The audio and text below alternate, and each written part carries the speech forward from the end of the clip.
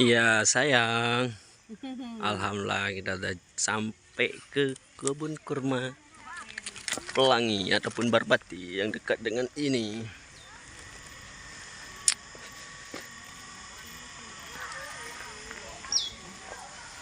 Ada yang tidak?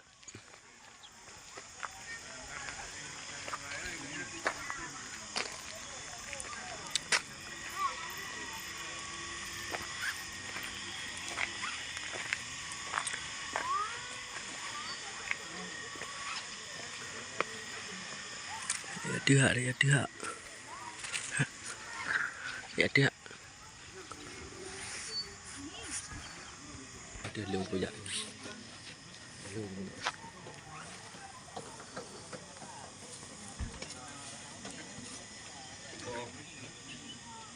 Ini guling-guling galam-galam tu ha.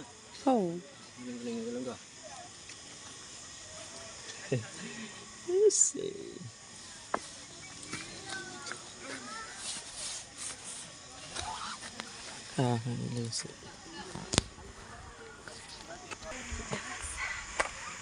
Ayo waduh je ya. Hah?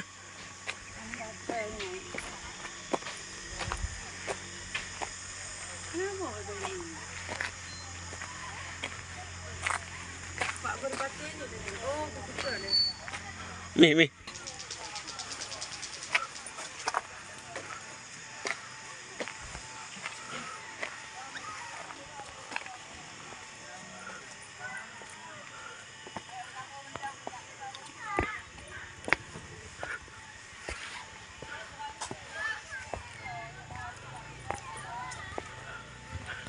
Inilah kebun kurma di Banda Aceh.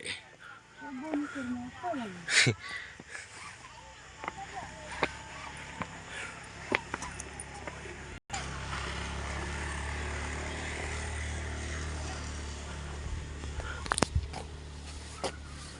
Ayo.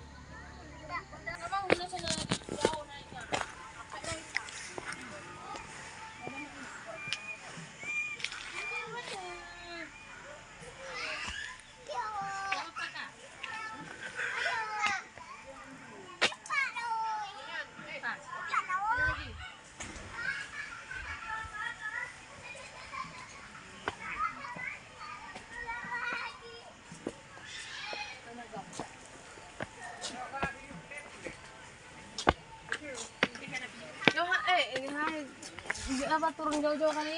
Cepet kayaknya. Bukan tuh.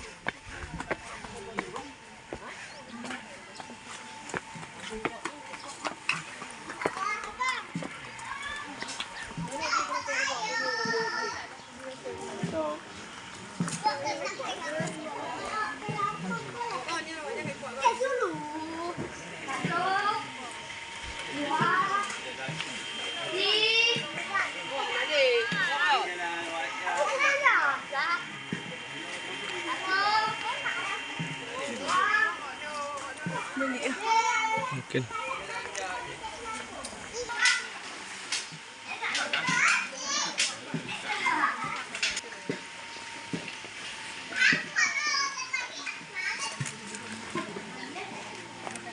Sekilo 400. Ini pak babi ya? Sana. Pak untuk rumblong ya. Oh, orang Pauji ya? Oh.